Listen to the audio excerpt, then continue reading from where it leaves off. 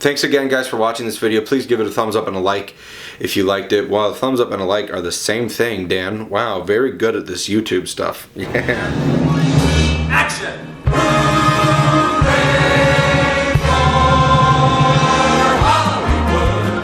I know you all are probably thinking he's wearing the same shirt that he did at the end of the last video. But yeah, you're right. Strict budget. Gotta keep this stuff cheap. I'm broke is mostly what it is. I'm broke as hell. Hey guys, it's August already, which is crazy. The year's screaming by.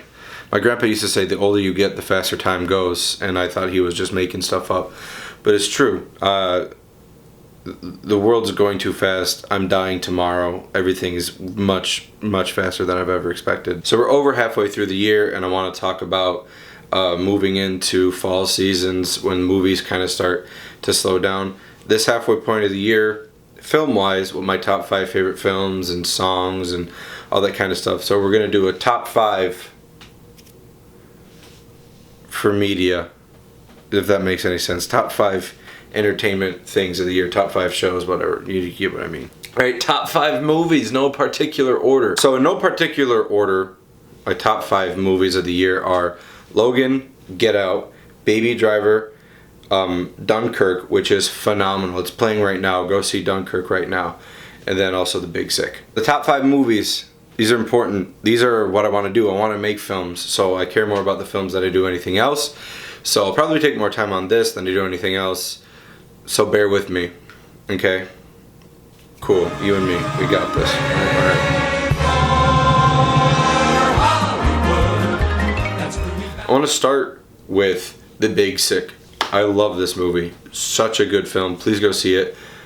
Great movie. Donald Trump hands. Donald Trump hands. Probably one of my favorite movies in the past 3 years because it's a comedy that's actually clean and funny and smart.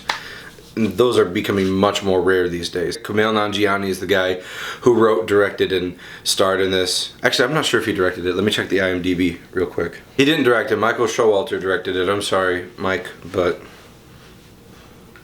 you're making money, so you're fine. Don't worry about it. But yeah, directed by Michael Showalter and written and starring Kumail Nanjiani. And it's the story of him meeting his wife, and his wife and him almost being separated both romantically and physically. It's a really, I wouldn't say intense, but it's a roller coaster of a ride, man. I really love this movie. It's a real story about him coming from another culture, Pakistani culture, and loving a white woman, and she being sick. That's the, big sick. Shot really well. The supporting cast is great. Ray Romano, Adie Bryant, Holly Hunter, and Bo Burnham, who I love. All of those people are very funny in this movie, but they also play a really intricate and motivational part in Kumail's life. Please go see it. You guys can still see it. It's in theaters now while we're filming this and talking about this. It started off really small and it's boomed and people love it, and I hope it gets some Oscar buzz because it really deserves it. It really does. I've said really a lot in this video. I have to tell you something, babe. I've been dating this girl. She's white. A white girl? Hey, you can't look like you and yell white girl. It's okay. We hate terrorists. Alright, the next movie I want to talk about is Logan. I love Logan, aka Wolverine. The goodbye of Hugh Jackman's turn as Wolverine in the comic book movie world. This movie was really gritty and super real and dark and had a lot of stuff that we aren't accustomed to in a superhero movie. While Deadpool had a lot of cursing and dirty talk in it in a comedic sense, Logan's was gritty and hard to watch almost because we love Logan, and it's saying goodbye to a friend if you've grown up with this series. When I was a kid, the first superhero movie I saw ever was Spider-Man. But the first movies I fell in love with were the X-Men movies. I loved the X-Men movies, and of course Wolverine, coolest X-Men bar none. Yeah, without getting too nerdy, yeah, Wolverine, coolest X-Men, yeah, sure, whatever, yeah. Saying goodbye to Professor X and Wolverine was hard, but I think going out this way really wrapped up the whole story. They ended up with a victory and freeing the mutant kind as we know it. And that was their whole purpose in the beginning of the storyline, and it's ended that way. So maybe we'll see more from Laura, the girl, in this movie. Maybe we won't, but at finite level, saying goodbye to Wolverine like this was the perfect way to do this. So props to the team and the story writing and everything. Really good movie, executed really well, and Hugh Jackman killed it, obviously, again. Great movie. Thumb up. Very well done. Hurrah. She's like you. Very much like you.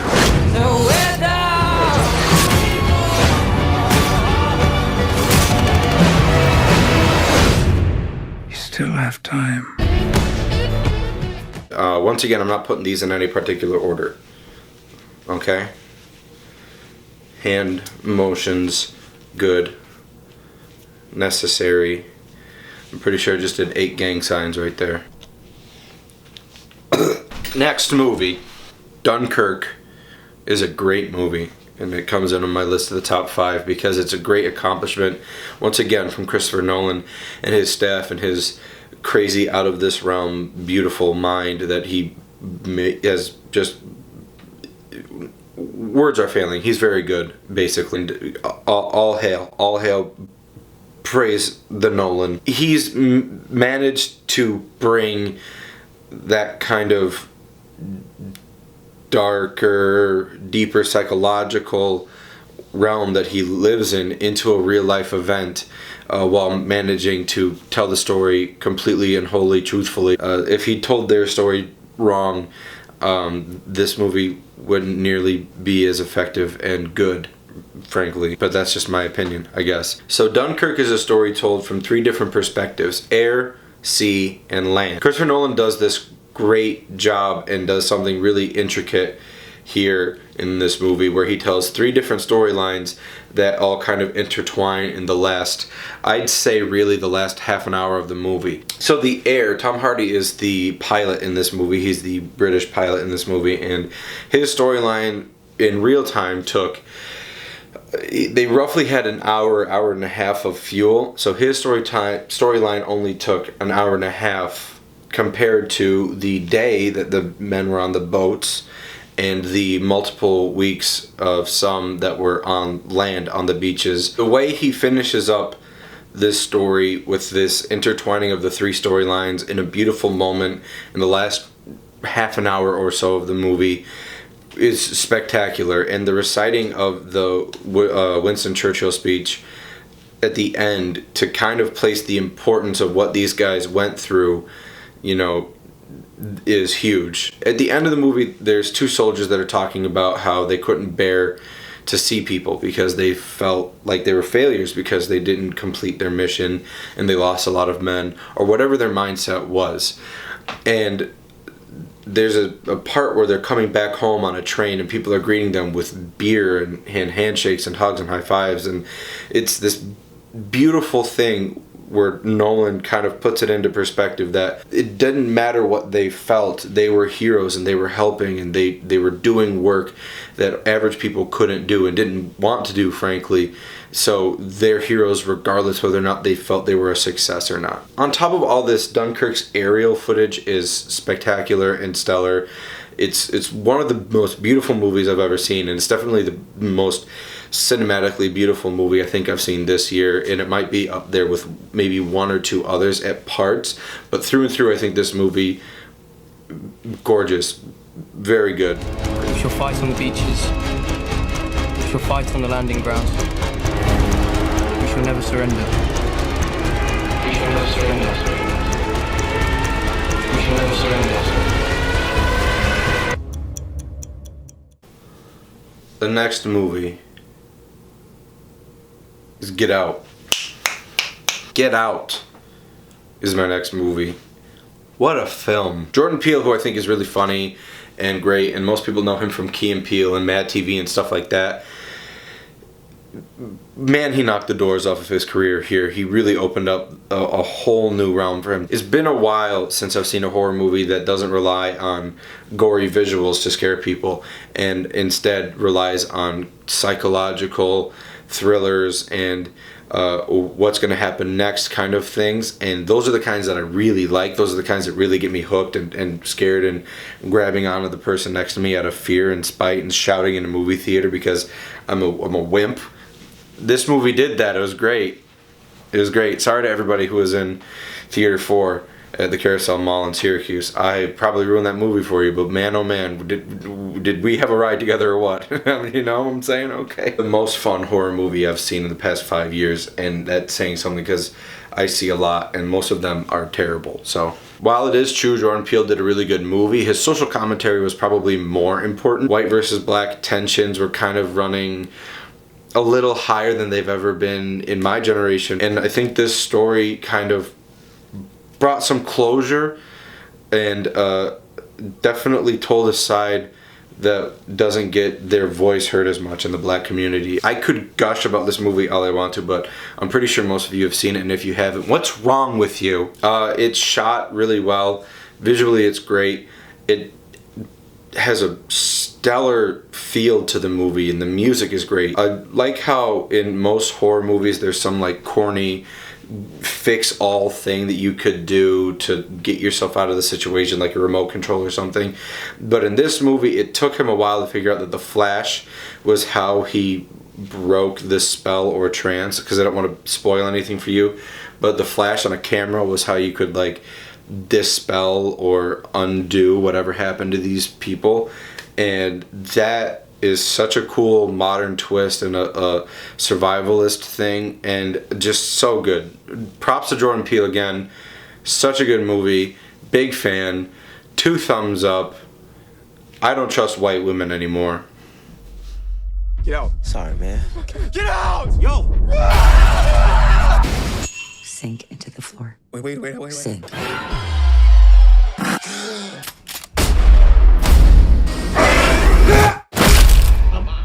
The last movie that I want to talk about in a big way was Baby Driver. It's hard for me not to say that Baby Driver hasn't been my favorite movie of the year so far, because it's just so good. If you've seen an Edgar Wright movie before, you're probably not going to expect what happens in this movie, just because it's so not funny.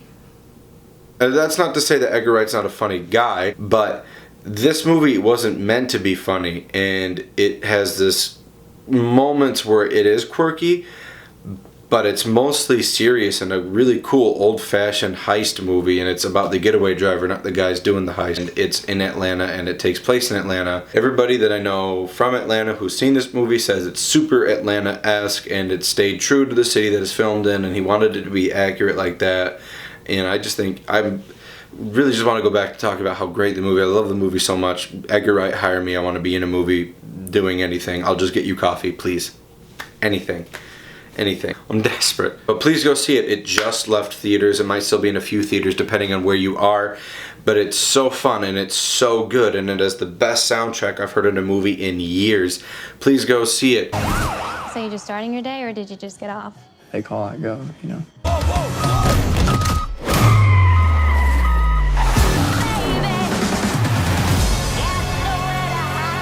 Please go support good movies. Those are my top 5 movies. So here are my top 5 albums of the year so far. The first album I have to give credit to is Chris Stapleton's From a Room Volume 1. And I know his appearance makes it seem like he's super backwoods country, and you're not gonna like it. Most people don't like the backwoods country stuff. But he's more of a soul singer, and he sings these great songs. They tell an awesome story, and it's really worth your time.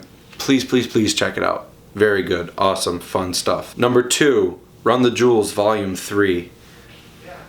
Need I say more? Nobody gives Run the Jewels any credit. Run the Jewels is a great group. They're awesome. They're intense. They have great like poetic music. They tell awesome stories. Stories is the most important part of music.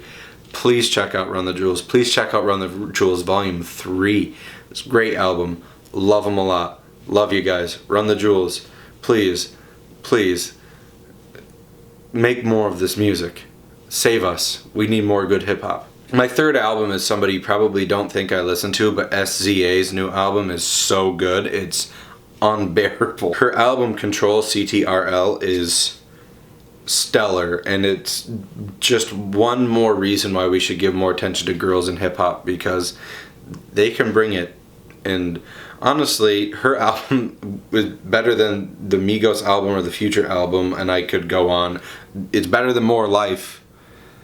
Sorry for the unpopular opinion, but Control was better than More Life, and I'm all about SZA.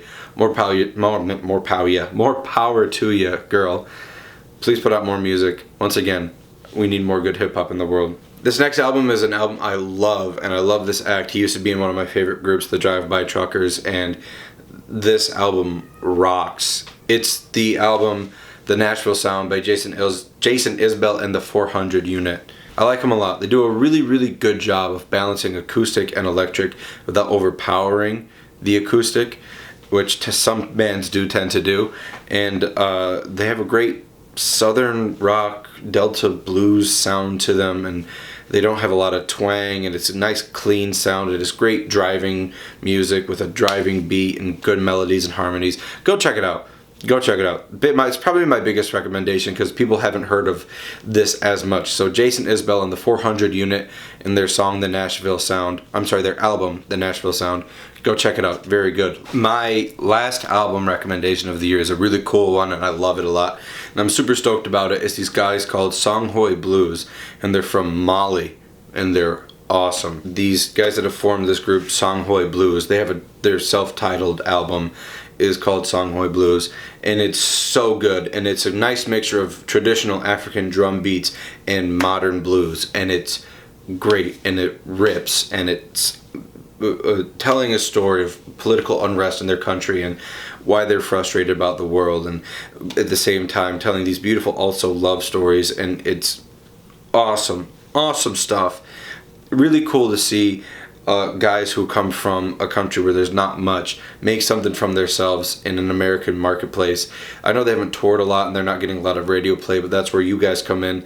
Check them out, go listen to them, download them on Spotify or on Apple Music or anything like that. But Songhoi Blues, they're rad, they're awesome. Check them out, man. Those are my top 5 albums of the year. Hope you guys agree. If not, I don't care, you don't pay my bills. And then we're going to talk about top 5 TV shows of the year. Nothing. None of them. I don't like any of them. Bring Everybody Loves Raymond back. I loved that show. Bring it back! That's not true. I just like too many TV shows to talk about it. And I still only watch like Netflix reruns of Arrested Development and 30 Rock and Frasier and Cheers. So, that's it. That's it for this stupid episode. I hope you guys liked this video, and I hope you guys agreed with me. If not, put in the comments below what you believe the best albums or movies of the year were, and duke it out in the comments, and maybe I'll have some retractions on a Facebook Live or something like that. We'll see. Probably not. That's too much work. Once again, thanks guys for watching this video. Like I said, leave a thumbs up and a like, and talk in the comments about which albums you think were the best of the year, which movies you thought were the best of the year. Argue with me or have a conversation with me. I don't know. I'd like talking to you guys. See you guys next time. Hope you enjoyed the video. Bye.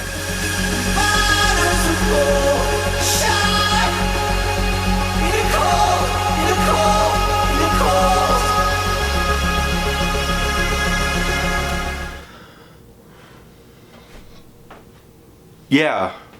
Christopher Nolan. Once again. Owen Wilson. Wow. What the f was that?